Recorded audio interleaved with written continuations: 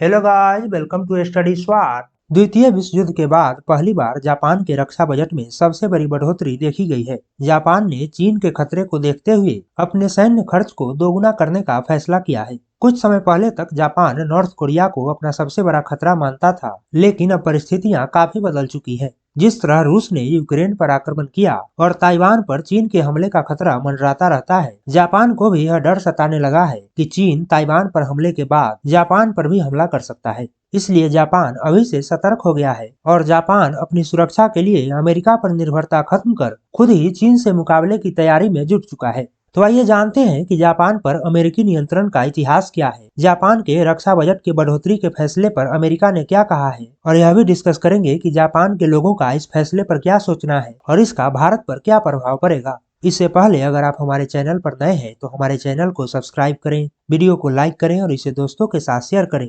तो चलिए शुरू करते हैं। जापान ने 9 साल बाद अपनी सुरक्षा नीति को अपडेट किया है और जापानी कैबिनेट ने चीन को नॉर्थ कोरिया से बड़ा खतरा मानते हुए सैन्य खर्च को दोगुना करने का फैसला किया है। द्वितीय विश्व युद्ध के बाद यह जापान की सबसे बड़ी तैयारी है और इसके साथ ही जापान पर अमेरिका का नियंत्रण कम हो जाएगा। द्वितीय विश्व युद्ध के बाद अमेरिका समर्थित गुटों ने जापान को युद्ध का त्याग करने और जापान को अंतर्राष्ट्रीय विवादों को सुलझाने के लिए बल प्रयोग करने से मना कर दिया और जापान की सेना को डिफेंसिव रोल के लिए सीमित कर दिया। 1951 में अमेरिका ने जापान के साथ एक एग्रीमेंट साइन किया कि जापान अपनी धरती पर अमेरिकी मिलिट्री बेसेस की अनुमति देगा और जापान सरकार की अनुमति के बिना जापान में अमेरिकी फोर्सेज मौजूद रहेगी। इस एग्रीमेंट के तहत जापान की सेना को सीमित कर दिया गया, लेकिन इस एग्रीमेंट में इस बात का मेंशन नहीं किया गया कि अगर जापान पर किसी अन्य देश का हमला होता है तो जापान की रक्षा कौन करेगा। यह एग्रीमेंट 28 अप्रैल 1952 से प्रभावी हुआ और 1 मई 1952 को ही टोक्यो में इस एग्रीमेंट के खिलाफ बड़े पैमाने पर प्रोटेस्ट हुए, जिसे ब्लडी मई डे के नाम से जाना जाता है। विरोध के बाद इस एग्रीमेंट पर फिर से विचार करने का फैसला किया गया और 1960 में जापान और अमेरिका के बीच एक नया एग्रीमेंट साइन किया गया, जिसमें जापान पर किसी अन्य देश द्वारा हमले के समय अमेरिका ने जापान को सुरक्षा देने की गारंटी दी। पूरी दुनिया में अमेरिका का वर्चस्व काफी लंबे समय तक रहा, तो जापान को भी अमेरिका के होते हुए कोई खतरा नहीं रहा और जापान ने अपनी इकोनॉमी पर ध्यान दिया। लेकिन अब चीन अमेरिका के सामने आर्थिक और सैन्य रूप से चुनौती पेश कर रहा है और जापान को सबसे बड़ा खतरा चीन से ही है। चीन भी सुपर पावर बनने की ओर अग्रसर है और उसका रक्षा बजट भी अमेरिका के बाद दूसरे नंबर पर है। अगर चीन जापान पर हमला कर देता है तो अमेरिका चाह कर भी जापान की मदद नहीं कर सकता, क्योंकि जापान काफी छोटा देश है और वह समुद्र से भी घिरा हुआ है। जापान को अमेरिका से मदद सिर्फ नेवी और एयरफोर्स के माध्यम से ही मिल सकती है। चीन के पास इतनी बड़ी संख्या में मिसाइलें मौजूद हैं कि वह एक बार में ही पूरे जापान को तबाह कर देगा और जापान को संभलने का मौका ही नहीं मिलेगा। और वर्तमान में जापान के पास जो डिफेंस सिस्टम मौजूद है वह भी चीन के मुकाबले काफी कमजोर है।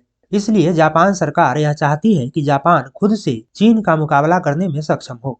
जापान वर्तमान में अपने जीडीपी का 1% डिफेंस पर खर्च करता है, लेकिन अब यह बढ़कर जीडीपी का 2% हो जाएगा। अगले 5 वर्षों में जापान रक्षा क्षेत्र में 315 अरब डॉलर का निवेश करेगा और इसके साथ ही वह सैन्य खर्च के मामले में पूरी दुनिया में तीसरे नंबर पर आ जाएगा। जापान को सबसे बड़ा खतरा चीन के मिसाइलों से है, इसलिए जापान मिसाइल डिफेंस सिस्टम तैयार कर रहा है और डिफेंस सिस्टम तैयार होने से पहले वह अमेरिका से 1000 लंबी दूरी की मिसाइलें भी परचेज कर रहा है, जो चीन के तटीय इलाकों तक हमला कर सकता है। इसके अलावा जापान अगले 5 वर्षों के दौरान अमेरिका से मिसाइल इंटरसेप्टर, अटैक और surveillance drone, F-35 fighter jet, helicopter, submarine, warships और हैवी लिफ्ट ट्रांसपोर्ट एयरक्राफ्ट भी परचेज करेगा। जापान के रक्षा विशेषज्ञों ने कहा है कि जापान के पास हथियारों और स्पेयर पार्ट्स की काफी कमी है और जापान में सैन्य सुधार का काम काफी देर से शुरू हुआ है और ऐसा लगता है कि जापान 400 मीटर की स्प्रिंट में 200 मीटर पीछे है। चीन का रक्षा बजट जापान के रक्षा बजट से 4 गुना ज्यादा है। जापान के सैन्य बजट में बढ़ोतरी के फैसले का अमेरिका ने स्वागत किया है। टोक्यो में अमेरिकी राजदूत रहम इमैनुअल ने इसे यूएस जापान रिलेशन के लिए माइलस्टोन बताया और इंडो पैसिफिक को फ्री रखने के लिए जापान के फैसले का स्वागत किया। सैन्य बजट बढ़ाने को लेकर जापान में भी विरोध होता रहा है, लेकिन जापान की जनता भी अब रियलिटी को स्वीकारने लगी है और इस फैसले को जनता में भी समर्थन मिल रहा है। जापान के इस फैसले का फायदा भारत को भी होगा। भारत को इस रीजन में एक और मजबूत साझेदार मिल जाएगा जो चीन को चुनौती देगा। वर्तमान में इस रीजन में भारत के अलावा ऐसा कोई भी देश नहीं है जो चीन को चुनौती दे सकता है। जापान जब इंडो पैसिफिक और साउथ चाइना सी में एक्टिव होगा तो चीन का ध्यान साउथ चाइना सी में ज्यादा होगा, जिससे हिंद महासागर में जो चीन की गतिविधियां लगातार बढ़ रही है वह कम होगी। तो ये है इस वीडियो का एंड। आशा करते हैं आप सभी को वीडियो अच्छा लगा होगा। वीडियो को लाइक करें, शेयर करें और हमारे चैनल स्टडी स्वाट को सब्सक्राइब करें। Thanks to all of you.